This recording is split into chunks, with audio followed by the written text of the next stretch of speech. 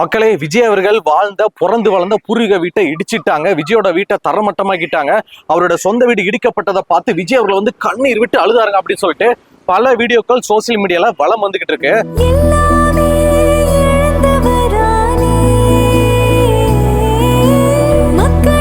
அதை பார்த்ததுக்கு அப்புறமா நிறைய மக்கள் என்ன புற சொல்றீங்க, விஜய் வீட்டவே இடிச்சிட்டாங்களா? யார் இடிச்சாங்க? எதுக்கா இடிச்சாங்க? விஜய் அவர்களுக்கு நிறைய வீடு இருக்கு, அதுல எந்த வீட்டை இடிச்சாங்க? அவங்க கிட்ட இல்லாத காசு பணமா? எதுக்காக வீட்டை அடிக்கணும் அப்படின்னு சொல்லிட்டு அந்த வீடு இடிக்கப்பட்டதை சுத்தி ஏகப்பட்ட கான்ட்ரவர்சி, ஏகப்பட்ட பஞ்சாயத்துகள், பேச்சுக்கள் அடிபட்டு வருது.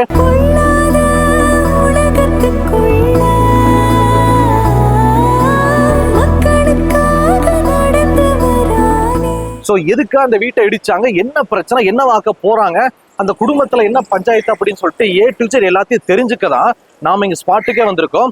சோ இப்போ நம்ம எங்க வந்திருக்கோம் அப்படின்னா, வடபழனி பிரசாத் லேப் ஸ்டுடியோ இருக்கு பாத்தீங்களா, அதுக்கு அப்படி ஆப்போசிட்ல 2 தெரு தள்ளி இருக்கிற சாலிகிராமம் சரௌண்டிங்ல எனக்கு பின்னாடி பாக்குறீங்களா, இந்த வீடு தான் விஜய் அவருடைய சொந்த பூர்வீக வீடு.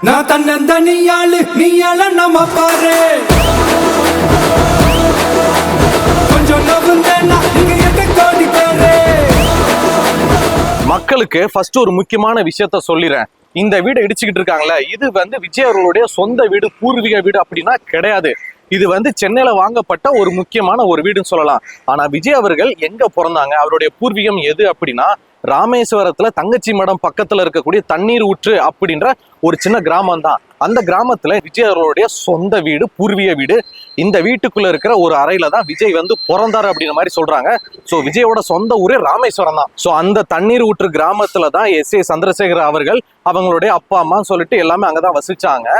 S.A. சந்திரசேகர் அவர்கள் சினிமாக்கு வர்றதுக்கு முன்னாடி அந்த தண்ணீர் ஊற்று கிராமத்துல இருக்கக்கூடிய ஒரு ரயில்வே ஸ்டேஷன்லயும் போஸ்ட் ஆஃபீஸ்ல வேலை பார்த்திருக்காங்க அப்படின்ற மாதிரி சொல்றாங்க. சோ அந்த ஊர்ல இருந்ததுக்கு அப்புறம் தான் சினிமாக்கு போனோம், டைரக்டரா அப்படி சொல்லிட்டு சென்னை வந்திருக்காங்க.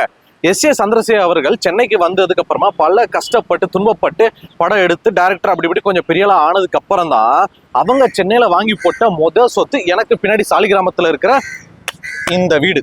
சோ சந்திரசேகர் அவர்கள் பெரிய டைரக்டர் ஆனதுக்கு அப்புறமா சென்னையில வாங்கி போட்ட இந்த வீடு இதுக்கு முன்னாடி எப்படி இருந்துச்சு தெரியுமா? நீங்க பாருங்க. ஸோ இப்படிதான் அந்த வீடு இருந்திருக்கு. இந்த 80s 90s காலகட்டத்தில் ஒரு பில்டிங் ஸ்ட்ரக்சர், ஒரு பங்களா ஸ்ட்ரக்சர் இருக்கு பார்த்தீங்களா, அந்த மாடலாம் கட்டியிருக்கிறாங்க. வீட்டுக்குள்ளே ஜக்கூசி, ஸ்விம்மிங் பூல்னு சொல்லிட்டு ஏகப்பட்ட வசதிகள் இருந்திருக்கு.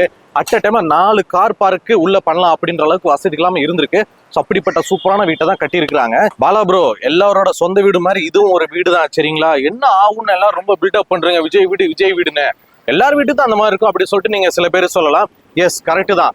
ஆனா நம்ம எல்லாருக்குமே இப்ப சிஎம்மா இருக்கிறது, இதனால் வரைக்கும் நமக்கு ரொம்ப பிடிச்ச நடிகரா இருந்த விஜய் அவர்களுடைய சொந்த வீடு அப்படிங்கும் போது இதுல நடந்த நிறைய நல்ல விஷயங்கள், சுப நிகழ்ச்சிகள், அப்புறம் ஒட்டுமொத்த விஜய் குடும்பத்தையே உழுக்கின நிறைய துக்க நிகழ்வுகள் எல்லாமே இங்கதான் நடந்திருக்கு.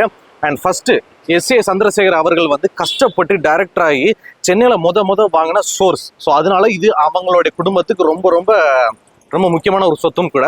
அடுத்ததா விஜய் அவர்களுக்கு திருமணம் ஆனதுக்கு அப்புறமா விஜய் அவர்களுடைய பையன் இருக்கான் பாத்தீங்களா, ஜேசன் சஞ்சய், அவர் பிறந்ததும் இங்கதான். விஜய் அவர்களுடைய மகள் திவ்யா, அவங்க பிறந்ததும் இங்கதான். அது மட்டும் இல்லாம விஜய் அவர்களுக்கு ஒரு தங்கச்சி இருந்தாங்க, அது நம்ம எல்லாருக்குமே நல்லாவே தெரியும். அவங்க இறந்துட்டாங்க அப்படின்னு. ஸோ தங்கச்சி வித்யா இருக்கிறாங்கல்ல, அவங்க இறந்ததும் இதே வீட்டுல தான். அதுக்கு முன்னாடி வரைக்கும் விஜய் அவர்கள் தங்கச்சி கூட சந்தோஷமா மகிழ்ச்சியா வாழ்ந்த இடம், அவ்வளவு நினைவுகள் இந்த வீட்டுல இருந்திருக்கு. பட் அவங்க தங்கச்சி எதிர்பாராத விதமா உயிரிழந்ததுக்கு அப்புறமா இப்ப வரைக்கும் விஜய் அவர்கள் அதை நினைச்சு வாடிக்கிட்டு இருக்காங்க. அது நம்ம எல்லாருக்குமே நல்லாவே தெரியும். அந்த துக்க நிகழ்வு நடந்த இடமும் இதே வீடு தான். அடுத்து முக்கியமான விஷயம் என்ன அப்படின்னா, ரஜினி அவர்களுடைய தர்மத்தின் தலைவன் படம் இருக்கு பாத்தீங்களா, அந்த படத்தோட நிறைய சீனை ஷூட் பண்ணதும் இதே வீட்டுல தான். ஏன்னா இது பெரிய பங்களா மாதிரி இருக்கும் அப்படிங்கும் போது ஸோ அந்த படத்துல நிறைய சீனை இங்கதான் ஷூட் பண்ணியிருக்கிறாங்க. அது மட்டும் இல்லாம விஜய் அவர்கள் அவங்களுடைய கெரியர்ல ஏகப்பட்ட ஹிட் படங்களை கொடுத்தாரு பாத்தீங்களா சில பல வருடங்களுக்கு முன்னாடி. அந்த எல்லா ஹிட் படத்தோட கதையை கேட்டது இந்த வீட்டுல இருந்துதான். ஸோ இந்த வீடு அப்படிப்பட்ட ஒரு ராசியான வீடு அப்படின்ற மாதிரி சொல்றாங்க. இன்னொரு முக்கியமான மேட்ரு என்ன அப்படின்னா, பிரபல மியூசிக் டைரக்டரும் ஆக்டருமான விஜய் ஆண்டனி நமக்கு நல்லாவே தெரியும். அவருடைய கெரியர் எதுல இருந்து ஆரம்பிச்சது, அவரை பத்தி மக்களுக்கு எப்படி தெரிய வந்தது அப்படின்னா, சுக்ரன் படம் மூலமா தான். அதுல விஜய் அவர்களும் ஒரு ஆகச்சிறந்த வக்கீலா வந்திருப்பாங்க. அந்த படத்துக்கு மியூசிக் சான்ஸ் கொடுத்தது S.A. சந்திரசேகர் அவர்கள் தான். ஸோ விஜய் ஆண்டனி கஷ்டப்பட்டுட்டு இருக்காங்க, அவங்களுக்கான ஒரு அடையாளம் அட்ரஸ் தேடிக்கிட்டு இருக்கும் போது இந்த அப்பாவா இந்த படத்துல உனக்கு நான் வாய்ப்பு தரேன், பயன்படுத்தி அப்படின்னு சொல்லிட்டு விஜய் ஆண்டனிக்கு ஒரு அறிமுக கார்டு கொடுத்ததே S.A. சந்திரசேகர் அவர்கள் தான். ஸோ இங்க வீடு, அதாவது நீங்க அந்த போட்டோல பாக்குறீங்களா, இந்த பழைய வீடு இருந்துச்சு பாத்தீங்களா, இந்த வீட்டோட ஒரு போர்ஷன்ல தான் விஜய் ஆண்டனி அவர்களுக்கு ஒரு போர்ஷனை நீ ஸ்டுடியோவா வச்சுக்கோங்க, உங்களோட மற்ற வேலைகளும் பாருங்க, மியூசிக் கம்போஸ் மற்ற என்ன வேலைகள்னா என்னோட வீட்டையும் நீங்க ஒரு போர்ஷனை பயன்படுத்திக்கோங்க அப்படின்னு சொல்லிட்டு எஸ்.ஏ. சந்திரசேகர் அவர்கள் விஜய் ஆண்டனி வளர்த்து விட்ட வீடே இது வீடு தான். ஸோ இப்போ விஜய் அவர்களுடைய இந்த பூர்வீக வீட்டை சுத்தி மிச்சம் இருக்கிறது பாத்தீங்கன்னா கோட்டை சுவர் மட்டும்தான். அதுலயும் இங்க பாருங்க, கருங்கலை வச்சு கட்டுனா இந்த சுவத்துல சோபா அப்படின்னு கல் பதிச்சிருக்காங்க பாருங்க. இந்த நேம் வந்து யாருன்னு உங்களுக்கே தெரியும், விஜய் அவர்களுடைய தாயார் பெயர் தான். ஆனா அதுவே அந்த பக்கம் பாத்தீங்கன்னா விஜய் அப்படின்ற மாதிரி போட்டிருக்கோம். ஸோ சோபா அவங்க அம்மா பேரும் விஜய் அவரோட பேரும் அந்த கருங்கலை போச்சிருக்காங்க. ஸோ இப்போதைக்கு இங்க கோட்டைச்சோறு மட்டும் தான் மிச்சம் இருக்கு. மற்றபடி வீடு எல்லாத்தையும் அடிச்சு ஒட்டச்சு தரமட்டமாக்கிட்டாங்க.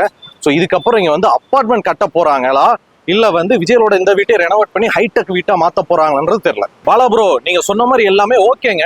எஸ்.ஏ. சந்திரசேகர் அவர்கள் கஷ்டப்பட்டு வாங்கினாங்க.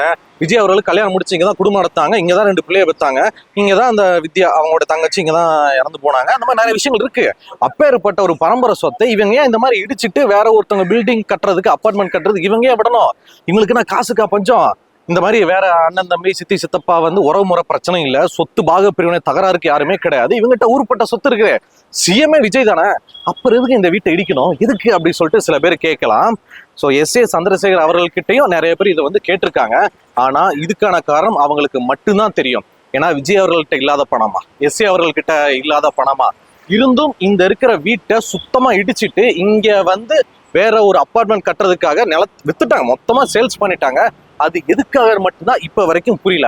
மக்கள் உங்க யாருக்காச்சும் தெரியுமா, கீழே கமெண்ட்ல தெரியப்படுத்துங்க. ஸோ நிறைய மக்கள் வந்து எஸ்.ஏ. சந்திரசேகர் அவர்கிட்ட என்ன சொல்றாங்க அப்படின்னா, எதுக்குங்க இந்த வீட்டை வந்து நீங்க வந்து இடிக்கணும்? இப்ப எம்ஜிஆர் வீட்டை எடுத்துக்கோங்க, இப்ப வரைக்கும் நிலைச்சு நிக்குது. தமிழ்நாட்டுல இருந்து உலகத்துல இருந்து யார் எங்க வந்தாலும் எம்ஜிஆர் அவர் வீட்டை சுத்தி பாட்டு போறாங்க. ஜெயலலிதா அம்மையாருக்கு வந்து போயஸ் கார்டன் இருக்கு.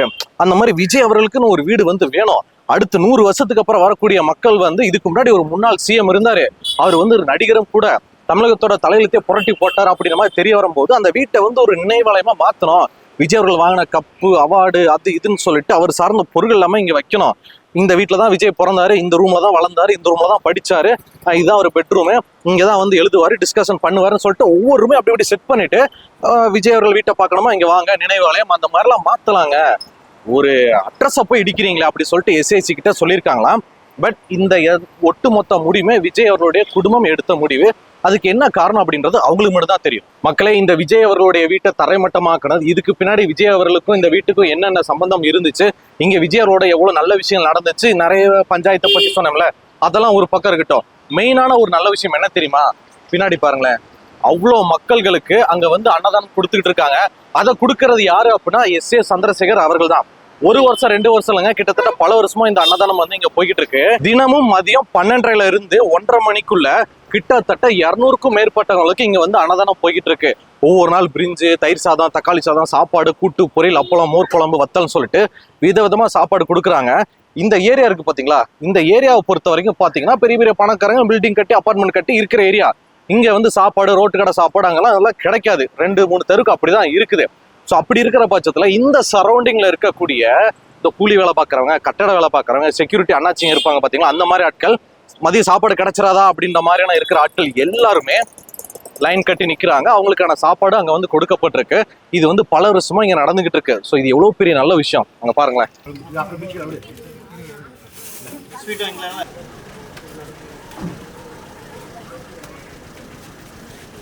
ஐயா, உங்க பேரு, என்ன வேலை பாக்குறீங்க, எத்தனை வருஷமா இங்க வந்து சாப்பிடுறீங்க? ஹலோ, வணக்கம். நான் வந்து செக்யூரிட்டியாக இருக்கிறேன். 2 வருஷமா நான் வந்து இங்கே சாப்பாடு வாங்குறேன். டெய்லி வந்து சாம்பார் சாதம், லெமன் சாதம், பிரிஞ்சி, ஒயிட் பிரிஞ்சி, மஞ்சள் பிரிஞ்சி, அதுக்கடுத்த கலவை சாதம், அப்பளம் எல்லாமே கொடுக்குறாங்க. எல்லாமே நல்லா இருக்குது.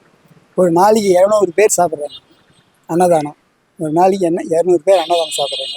எல்லோரும் திருப்தியாக தான் சாப்பிட்றாங்க. எங்கள் கூலி வேலை செய்கிறவங்க, செக்யூரிட்டியாக இருக்கிறவங்க, தொழிலாளி, கட்டட தொழிலாளிங்க எல்லாமே வந்து வாங்கி சாப்பிட்றாங்க. எனக்கு பின்னாடி பரபரப்பா சுட சுட வெஜிடபிள் பிரியாணியும் கேசரியும் கொடுத்துட்டு இருக்காங்க. ஒவ்வொரு நாளைக்கு ஒவ்வொரு மாதிரி வெரைட்டியா கொடுப்பாங்களா. ஒரு நாள் சாம்பார் சாதம், தயிர் சாதம், அப்புறம் வந்து பிரிஞ்சி சாதம், அப்புறம் வந்து சாப்பாடு, கூட்டு, பொரியல், அப்பளம், இந்த மாதிரி போட்டுட்டு இருப்பாங்களா. இன்னைக்கு இந்த வகை கொடுத்துருக்காங்க. நீங்க பாத்தீங்கன்னா பாருங்க, எல்லாமே சாமானிய மக்கள், ஏழை வாழைங்க தான், அவங்க தான் வந்து சாப்பிட்டுட்டு இருக்காங்க. இந்த சாப்பாடு போறது வந்து எஸ்.ஏ. சந்திரசேகர் அவர் தான் ஆரம்பிச்சாங்களா. இன்னைக்கு நேற்று கிடையாது, கிட்டத்தட்ட 2 வருஷத்துக்கு மேல வந்து இங்க வந்து சாப்பாடு போட்டுட்டு இருக்காங்களா.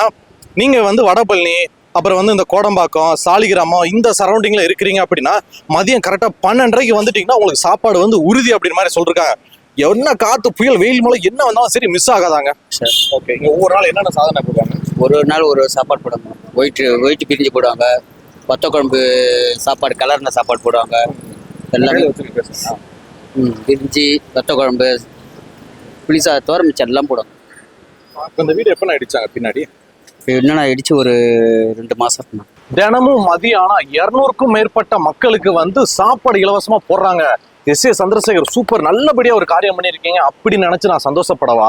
இல்ல இந்த தமிழ்நாட்டுல மதியம் ஒருவேளை இந்த சாப்பாடு இருந்தாலும் எனக்கு போதும் அப்படின்ற மாதிரி இன்னமும் நிறைய மக்கள் இருக்கிறாங்களே. அவங்க கையில ஒரு காசு பணம் புழங்குச்சு அப்படின்னா அவங்க ஹோட்டல்ல போயிட்டு அப்படி இப்படி சமைப்பாங்க. பட் அவங்க அது கூட கஷ்டப்படுறாங்க. அப்படி ஏகப்பட்ட மக்கள் இப்ப வரைக்கும் சாப்பாட்டுக்கு இருக்காங்க அப்படின்ற நிலைமை நினைச்சு நான் வருத்தப்படுறதான்னு எனக்கு தெரியலங்க. ஸோ மக்களே, விஜய் அவரோட சொந்த வீடோ இல்ல நம்மளுடைய சொந்த வீடோ எதுவா இருந்தாலும் அந்த சொந்த வீடுகள்ல பாத்தீங்கன்னா நம்மளுடைய சுகம் துக்கம்னு சொல்லிட்டு நிறைய சம்பவங்கள் அங்க நடந்திருக்கும். ஸோ அதை தாண்டி அது இடிக்கப்படுது அப்படிங்கும்போது ரொம்ப ரொம்ப சங்கட்டமான விஷயம் தான். ஒரு பகுதி மக்கள் என்ன சொல்றாங்க, இல்ல இது வந்து மொத்தமா வந்து வித்துட்டாங்க, இங்க வந்து அப்பார்ட்மெண்ட் கட்டுறாங்க அப்படின்றாங்க. இன்னொரு பகுதி மக்கள் என்ன சொல்றாங்கன்னா, ஏங்க அவங்களுக்கு காசுக்காக பஞ்சம், இதை வித்துதான் அவங்க வந்து பொழைக்கணுமோ, அதெல்லாம் கிடையாது, இந்த நிலம் அவங்க கிட்டதான் இருக்குது, வீடு அவங்க இடிச்சுட்டு கொஞ்சம் ஹைடெக்கா கொஞ்சம் பிரம்மாண்டமா கட்ட போறாங்க அப்படின்ற மாதிரி சொன்னாங்க. ஸோ எது உண்மைன்னு தெரியல. ஒரு சில வருடங்கள் போனாதான் இங்க என்ன வரும்ன்றது நமக்கே தெரியும். மக்களே, நிறைய கான்ட்ரவர்சி, நிறைய பஞ்சாயத்துக்குள்ளான விஜய் அவருடைய இந்த சொந்த வீட்டுக்கு வந்து இங்க என்ன நிலைமை போயிட்டு இருக்கு, எதுக்கா இடிச்சாங்க, எதுக்கா தரமட்டமாக்குனாங்க, என்னவா கட்ட போறாங்க, மக்களுக்கு இங்க எதுக்கா சாப்பாடு கொடுக்குறாங்க, என்ன நிலைமை போயிட்டு இருக்கு அப்படின்றத A to Z எல்லாத்தையும் உங்களுக்கு நான் சொன்னேன். இந்த செய்தியை பத்தின உங்களுடைய கருத்துக்கள் என்ன? உங்களுக்கு ஒரு சொந்த வீடு தான் இந்த மாதிரிலாம் இடிச்சு போட்டுருவீங்களா, இல்ல வந்து அப்படி இப்படி கொஞ்சம் நினைவாலயமா வச்சிருப்பீங்களா, இல்ல விஜய் அவர்கள் இந்த வீட்டை இடிக்கிறதுக்கு பதிலா நான் ஆல்ரெடி சொன்ன மாதிரி விஜயோட போட்டோ டிராஃபி அந்த அவார்டு எல்லாத்தையும் வச்சு இனி வரும் காலங்களில் ஒரு தலைமுறை வரும்போது தெரிஞ்சுக்கணும் அப்படின்றதுக்காக இதை மாத்திருக்கலாமா அப்படின்ற உங்களுடைய கருத்துக்களை பாலாவை என் கூட சேர்ந்து கீழே கமெண்ட்ல தெரியப்படுத்துங்க.